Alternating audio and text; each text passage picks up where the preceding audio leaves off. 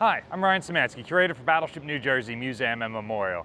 And today we're in dry dock number 3 at the Philadelphia shipyard run by North Atlantic Ship Repair. In today's video, we're going to talk about one of my favorite ships of all time, one of which, unfortunately, none were preserved to be turned into museum ships, so we can't go visit her or one of her sister ships to do this video on. That is, of course, the aircraft carrier Yorktown CV-5, which had perhaps the greatest dry docking in history.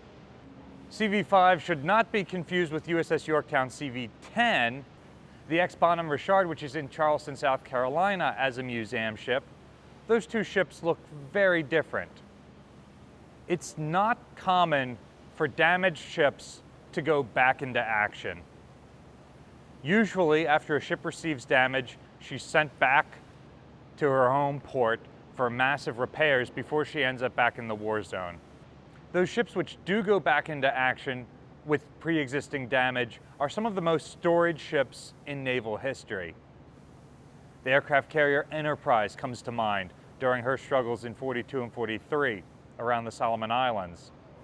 The battleship Warspite, which goes to participate in D-Day with one of her main battery turrets still disabled from the last amphibious operation she supported.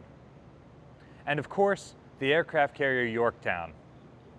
U.S. Navy carriers were outnumbered by Japanese carriers in the Pacific during the early days of World War II.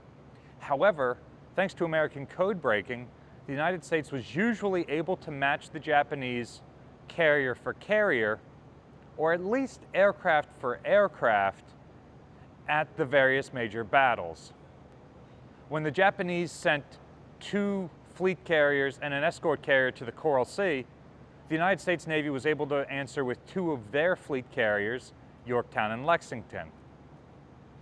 During this battle, Lexington was sunk and Yorktown was heavily damaged. During the battle, Yorktown took 3 bomb hits or near misses. One punched through her flight deck, severely limiting flight operations and damaging her engineering spaces. And another one, a near miss, exploded next to the ship, close enough that it was able to rupture shell plating on the side of the vessel, causing a severe oil slick that ran 10 miles behind the ship. There were doubts at the time if she would be able to limp back to Pearl Harbor for repairs. Fortunately, her destroyer screen was able to protect her because enemy submarines would have been able to follow that oil slick and launch a successful attack on the slow-moving carrier had they been in the area. Knowing the Midway operation was happening within days, Admiral Nimitz, Commander-in-Chief of the Pacific Fleet, demanded a full damage report from Yorktown. The Japanese were sending 4 fleet carriers, and Nimitz had the island itself and 2 undamaged carriers available. He also had the air group of a 3rd carrier, Saratoga, which had been severely damaged by a submarine torpedo and was not available for the operation. Captain Buckmaster of Yorktown was able to send a full damage report back to Pearl Harbor, and with the ship still underway, his crew was able to repair the flight deck. American aircraft carriers during World War II used softwood flight decks, specifically so they could be repaired cheaply even while in combat. With the flight deck repaired, that left the leaks in the side of the ship and the damage to the engineering plant that needed to be addressed, plus the ship's apparently deficient anti-aircraft battery because she had been struck by enemy attacks. Before Yorktown was even back in port, repairs were already being planned. She sailed immediately into dry dock number 1 at Pearl Harbor, and before the water was even fully drained from the dry dock, workers, along with Admiral Nimitz himself in waders, were going through the dry dock to inspect the damage. Nimitz told the dry dock personnel that he needed the ship repaired in as little as 3 days to prepare her for the next operation. Growing up, I read about this, the number of workers that were used, and how the word repair is used, and I assumed that they fully repaired the ship for combat.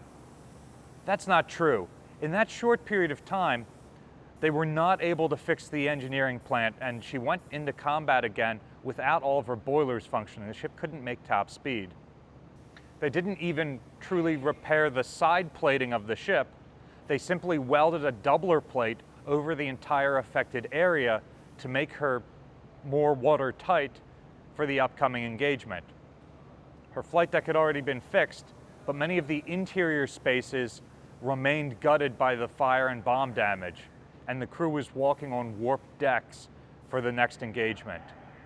Her crew was able to scrounge up additional anti-aircraft guns, and they were able to retain the 50 caliber guns, which had been replaced by 20mm guns, so she went into combat at Midway with a mix of both.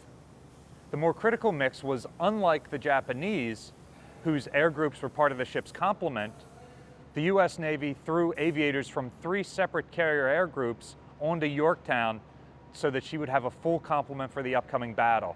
Despite having fewer flight decks, the American Navy was able to match the Japanese plane for plane. During the Battle of Midway, Yorktown would absorb multiple Japanese attacks, leading them to believe that they had sunk all of the Yorktown-class carriers. All told, the ship took a further 3 bombs and 4 torpedoes before succumbing 3 days after the battle on the morning of June 7th, 1942. That ship, relatively unarmored compared to the battleship, and her ability to absorb damage and the ability of the Pearl Harbor Navy Yard and her crew to repair that damage is what makes her one of my favorite ships of all time. We can't repair Yorktown, but you can build your own Yorktown-class aircraft carrier. Be sure to get one from BuildKobe.com. It's a set that will probably be retired soon. This set comes out as Enterprise in her mid-war configuration, but that has enough pieces to turn her into Yorktown at the Battle of Midway. Park Stevenson at USS Kidd told me you can even remove the Enterprise hull markings using a white pencil eraser. You can erase the number 6 on her flight deck to better turn her into Yorktown.